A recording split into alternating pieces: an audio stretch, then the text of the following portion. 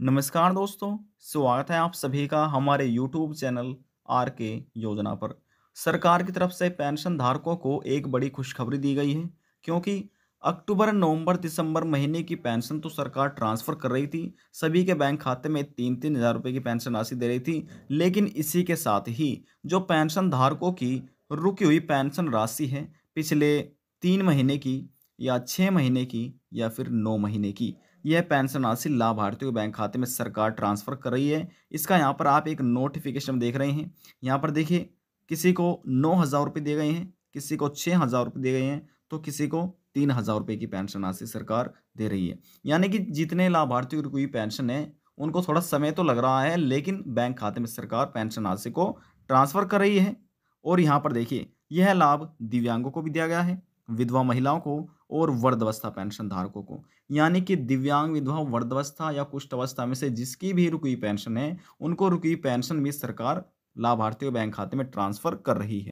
इसका हम आपको एक प्रूफ भी दिखाने वाले हैं। दोस्तों, यहाँ पर आपके लिए एक बड़ी खुशखबरी यह भी है कि यहाँ पर कुछ दिनों से जो साइट थी, पोर्टल था, उसमें कुछ मेंटेनेंस का कार्य चल रहा था। अब वह कार्य पूरा हो चुका है। अब आप पोर्टल पर अपनी लिस्ट में अपना नाम देख सकते हैं, लिस्ट में आपका नाम है या फिर नहीं है। तो दोस्तों, यहाँ पर हम आपको लेकर चलते हैं क्रोम ब्राउज़र पर। हमने यहाँ पर अपने मोबाइल फ़ोन में क्रोम ब्राउज़र ओपन किया हुआ है, आपको भी ओपन कर लेना है। यहाँ पर आने बाद आपको लिखना है यूपी पेंशन। इतना लिखकर जैसे आप ये सर्च करेंगे, आपके सामने इस प्रकार से अगला पेज ओपन हो जाएगा। यहाँ पर आपको लिखा मिलेगा यूपी पेंशन स्कीम sspup.gov.in। आपको इस पर ही क्लिक करना है। देखिए दोस्तों, बहुत सी फर्जी वेबसाइट है, तो उनसे आपको बचना है। तो यहाँ पर आने के बाद आपको देखिए लिखा मिलेगा एकीकृत सामाजिक पेंशन पोर्टल। अब यहाँ से आपने क्या देखना है, देखिए यहाँ पर वृद्धावस्था पेंशन योजना की भी जानकारी दी गई है। निराश्रित महिला यानी कि तलाकशुदा महिला, विधवा महिला जो पेंशन धारक का लाभ ले रहे हैं, जिनकी पेंशन मिली है, तो ये वह यहाँ से आप चेक कर सकते हैं। दिव्यांग पेंशन योजना की स्थिति यहाँ से आप देख सकते हैं अपनी पेंशन की। उसके बाद यहाँ पर कुष्ठ अवस्था पेंशन के बारे में भी जानकारी दी गई है। आप जिस भी पेंशन का लाभ लेते हैं, आपको उस पर क्लिक करना है, यानी कि सभी के नीचे योजना विषय पर लिखा है, तो वहाँ पर आपको क्लिक करना है। अब यहाँ से हम सीधा क्लिक कर लेते हैं इस वाले पर। तो देखिए, जैसे हम यहाँ पर क्लिक करते हैं योजना के विषय पर, तो हमने क्लिक किया, हमारे सामने इस प्रकार से अगला पेज ओपन हो चुका है। आपके सामने भी ओपन हो जाएगा। देखिए, यहाँ पर आपको नीचे आना है पेंशनर सूची 2022-23। आपको इस पर क्लिक करना है। अब यहाँ पर आपको क्या बताने वाले हैं, वे आपको ध्यान से समझना होगा। यहाँ पर आने के बाद देखिए, उत्तर प्रदेश में टोटल 75 डिस्ट्रिक्ट है, जनपद है। यहाँ आप नीचे आकर देखिएगा, देखिए 75 है, तो यहाँ से इसमें से जो भी आपका जनपद है, सबसे पहले आपको अपने जनपद का चुनाव करना होगा। कैसे चुनाव कर सकते हैं, देखिए हम किसी एक पर चुनाव कर लेते हैं। तो यहाँ पर जैसे हमने यहाँ पर गौतम बुद्ध नगर का चुनाव कर लिया है। अब हमने चुनाव किया, चुनाव होने के बाद हमारे सामने इस प्रकार से अगला पेज ओपन हो चुका है। अब देखिए, जितने भी गाँव के पेंशन धारक हैं, ग्रामीण क्षेत्र के, उन्हें यहाँ से अपना विकास खंड का चुनाव करना होगा। और यदि कोई व्यक्ति शहर का पेंशन धारक है, शहर में रहता है, तो यहाँ से उन्हें अपना यानी कि नगर निकाय का चुनाव करना होगा। तो यहाँ से हम सीधा चुनाव करते हैं सीधा किसी एक पर। तो यहाँ पर हम विकास खंड का चुनाव कर लेते हैं। हमने चुनाव किया, हमारे सामने अगला पेज ओपन हो चुका है। ओपन होने के बाद यहाँ पर आप देखिए, अब आपको अपना ग्राम पंचायत का चुनाव करना होगा। देखिए, पूरी लिस्ट आपके सामने है। तो यहाँ से जो भी आपका ग्राम पंचायत है, आपको उसका चुनाव कर लेना होगा। देखिए, इस गांव में टोटल 64 है, यानी कि 64 ग्राम पंचायत है। इसमें से जो भी आप ग्राम पंचायत होगा, हमें नहीं पता कि आपके ग्राम पंचायत में यानी कितनी ग्राम पंचायत में, तो आपको देख लेना है। तो यहाँ पर हम किसी एक पर क्लिक कर लेते हैं। अब जैसे हमने क्लिक किया, हमारे सामने अगला पेज ओपन हो चुका है। देखिए, यहाँ पर इस क्वार्टर में आपको अपनी पेंशन चेक नहीं करनी, इस वाले क्वार्टर में भी आपको अपनी पेंशन नहीं चेक करनी। आपको देखनी है यानी कि थर्ड इंस्टॉलमेंट, तो आपको देखना है थर्ड क्वार्टर में ही। देखिए, फोर्थ क्वार्टर की पेंशन राशि अभी आपको नहीं दी गई है। केवल और केवल जो आपको दी जा रही है अक्टूबर, नवंबर और दिसंबर महीने की पेंशन राशि, वह आपको देखने को मिलेगी क्वार्टर थर्ड में। तो आपको क्वार्टर थर्ड में, हमें नहीं पता कि आपके गांव में कितने पेंशन धारक हैं। इस गांव में तो देखिए 40 पेंशन धारक हैं। तो आपको यहाँ पर क्वार्टर थर्ड में, तो यहाँ पर यदि आप इस पर क्लिक करेंगे, क्लिक नहीं हो पाएगा, तो आपको यहाँ पर क्लिक करना है। तो देखिए, समझिए, हमने क्लिक किया, हमारे सामने अगला पेज ओपन हो चुका है।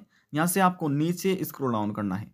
यहाँ पर देखिए लिखा है, क्योंकि हमने पेंशन का चुनाव किया था, निराश्रित महिला यानी कि जो तलाकशुदा महिला है, और विधवा पेंशन धारक हैं तो उनकी लिस्ट में नाम यहाँ पर शामिल आपको देखने को मिलेगा। और जिस भी पेंशन धारक का नाम यहाँ पर लिस्ट में नहीं है, हो सकता है उन्होंने अपना ई-केवाईसी ना कराया हो, बैंक केवाईसी भी ना कराया हो, उनके एप्लीकेशन फॉर्म में कोई भी गलतियाँ हो सकती है, नाम में, स्पेलिंग्स में, मात्राओं में, तो इनकी वजह से पेंशन रुकी हुई होगी। यदि आपकी पेंशन रुकी हुई है तो यहाँ पर लिस्ट में आपका नाम शामिल देखने को नहीं मिलेगा। और यदि आपकी पेंशन आपके बैंक खाते में पहुँच गई है तो इस लिस्ट में आपका नाम यहाँ पर आप देख सकते हैं। चाहे आपकी 3 महीने की रुकी पेंशन हो, 6 महीने की, यदि आपको वह लाभ मिल चुका है, आपके बैंक खाते पेंशन राशि पहुँच गई है तो आप लिस्ट में यहाँ पर नाम देख सकते हैं। और यदि यहाँ पर आपने ई-केवाईसी नहीं कराया तो आपको जल्द से जल्द अपना ई-केवाईसी भी करा लेना होगा। बैंक केवाईसी नहीं कराया तो आप बैंक केवाईसी करा सकते हैं। ई-केवाईसी कराने के लिए आपका मोबाइल नंबर, आधार कार्ड की आवश्यकता होती है। नज़दीकी सीएससी सेंटर पर जाकर आप अपना ये कार्य पूरा करा सकते हैं। लेकिन बैंक केवाईसी की बात करें, बैंक केवाईसी यहाँ पर आपका कराने के लिए पूरा तो आपका आधार कार्ड, मोबाइल नंबर और पैन कार्ड की आवश्यकता होती है। इससे आप अपना बैंक केवाईसी करा सकते हैं। और जिस भी यानी कि एप्लीकेशन जो आपकी पेंशन एप्लीकेशन फॉर्म, यदि उसमें नाम में, स्पेलिंग्स में, मात्राओं में कोई गलतियाँ हो रही है तो इसे संशोधन कराने के लिए आपका सबसे पहले आधार कार्ड आ जाता है। दूसरा आता है आपका मोबाइल नंबर। मोबाइल नंबर, तीसरा आपकी बैंक की पासबुक। इन सभी दस्तावेज़ों की फ़ोटो स्टेट कराकर डॉक्यूमेंट्स की आपको जो आपका प्रखंड है या फिर आपका ज़िला समाज कल्याण है, वहाँ पर आपको चले जाना है और अधिकारियों को जाकर जमा कर देना है। ये डॉक्यूमेंट उन्हें बताना है कि सर हमारी पेंशन 3 महीने हो गए हैं या फिर 6 महीने हो गए हैं, जितने महीने की आपकी रुकी है आपको ये बताना है। और वहाँ पर वे आपको बता देंगे कि यहाँ पर कब तक आपकी पेंशन प्रारंभ हो सकती है। तो ऐसे आप अपनी पेंशन को भी शुरू करा सकते हैं। देखिए, अब यहाँ पर हम बात करते हैं, लिस्ट हमें हमारे सामने ओपन है। तो यहाँ पर सबसे पहले पेंशन धारक का नाम देखने को मिलेगा। यहाँ पर ये उनका पिता का नाम है, ये महिला है या पुरुष है। तो यहाँ पर वर्ग देखिए, ओबीसी, जनरल माइनॉरिटी, किस कैटेगरी में आप आते हैं हमें नहीं पता, आप चेक कर लीजिएगा। मोबाइल नंबर यहाँ से आप देख सकते हैं कौन सा मोबाइल नंबर आपका लगाया हुआ है। अपना एड्रेस यहाँ पर आप देख सकते हैं। देखिए, धनराशि की बात करें तो धनराशि किसी को 3,000 रुपये दिए गए हैं, किसी को 3,000 रुपये हैं, किसी को 3,000 रुपये हैं। बैंक खाता संख्या देखिए, यानी कि बैंक का नाम आप देख सकते हैं। अकाउंट नंबर देखिए, इस अकाउंट नंबर में पेंशन राशि ट्रांसफर की है। ट्रांजैक्शन स्थिति देखिए, पेमेंट रिलीज कर दी गई है। अब यहाँ से हम और स्क्रॉल डाउन कर लेते हैं।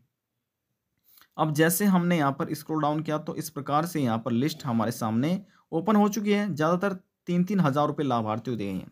अब यहाँ से 6,000 रुपये आप देख रहे हैं, 6,000 रुपये लाभार्थियों को दिए गए हैं, उनके बैंक खाते पेंशन राशि को ट्रांसफर किया गया है। फिर से आप देखिएगा तो यहाँ पर आपको देखिए 6,000 रुपये लिखे मिलेंगे, 6,000 रुपये। किसी को 2,000 रुपये भी दिए गए हैं। अब 2,000 रुपये मिले हैं, 3-3 हज़ार रुपये मिले हैं, देखिए, लेकिन सबसे ज़्यादा 6,000 रुपये दिए गए हैं लाभार्थियों को। तो यहाँ पर देखिए, मान लीजिए हम आपको बताते हैं, ये आपका नाम है, ये आपके पिता या पति का नाम देखने को मिलेगा, जनरल ओबीसी माइनॉरिटी मानेगा, ये पूरा आपका एड्रेस है। तो आपके सामने यानी कि आपके नाम के सामने जो यहाँ पर नंबर देख रहे हैं, ये आपकी पेंशन रेशन नंबर है। ये बहुत ही ज़्यादा महत्वपूर्ण होता है। इससे आप अपनी पेंशन स्टेटस चेक कर सकते हैं। तो यदि आपके याद नहीं है तो आप ये कॉपी में नोट कर सकते हैं।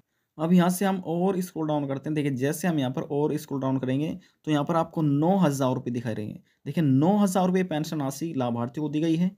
तो उसके बाद फिर से हम और स्क्रॉल डाउन करते हैं तो यहाँ पर लास्ट में आप देखें, इनको भी जो 9,000 रुपये पेंशन राशि है इनके बैंक खाते में ट्रांसफ़र कर दी गई है। तो यहाँ से आप देखिए, नाम देखिए, जनरल ओबीसी माइनॉरिटी किस कैटेगरी में आप आते हैं। और यहाँ पर देखिए 9,000 रुपये हमने आपको प्रूफ के साथ दिखाते हैं, 9,000 रुपये भी दिए जा रहे हैं, 3,000 रुपये दिए जा रहे हैं। और जो पेंशन की राशि है 6,000 रुपये, तो 6,000 रुपये भी सरकार रुकी पेंशन राशि को भेज रही है। आप इस प्रकार से लिस्ट में आप अपना नाम देख सकते हैं। लिस्ट में आपका नाम होना बहुत ही ज़्यादा ज़रूरी है। तो यहाँ पर देखिए, सरकार अक्टूबर, नवंबर, दिसंबर महीने की पेंशन राशि को ट्रांसफ़र कर रही है। जिनको यहाँ पर अक्टूबर, नवंबर, दिसंबर महीने की पेंशन राशि मिल चुकी है, वह अब अपनी यानी कि जनवरी, फरवरी, मार्च महीने की पेंशन राशि का बेसब्री से इंतजार कर रहे हैं। वे सोच रहे हैं कि हमारी पेंशन राशि अब जनवरी, फरवरी महीने की कब तक ट्रांसफ़र बैंक खाते में कर दी जाएगी। हालांकि अभी भी बहुत से ऐसे पेंशन धारक हैं जिनको पेंशन का लाभ नहीं मिला है, रुकी हुई पेंशन है, तो उन्हें एक बार अपना स्टेटस चेक कर लेना होगा। और यहाँ पर आप हमारी पिछली वीडियो देखिए, उसमें बताया गया है कि आप अपना स्टेटस कैसे चेक कर सकते हैं कि आपके आवेदन फार्म में क्या गलतियाँ हो रही है। तो आप ज़रूर एक बार देख लीजिएगा। यदि जानकारी को लेकर आपके मन में कोई सवाल है, डाउट है, पूछना चाहते हैं, नीचे कमेंट बॉक्स में जाकर पूछ सकते हैं। सभी सवालों का जवाब आपको दे दिया जाएगा। और यदि आपको हमारी दी हुई जानकारी पसंद आई तो वीडियो को जरूर लाइक कर दीजिएगा। आपके एक लाइक से हमें बहुत ज़्यादा मोटिवेट मिलता है। लास्ट में निवेदन यही करेंगे, चैनल को सब्सक्राइब और साथ ही बेल आइकन के बटन को प्रेस करना ना भूलें। अब हम आपसे मिलते हैं नेक्स्ट वीडियो में एक और नई जानकारी के साथ। जब तक के लिए जय हिंद, जय भारत।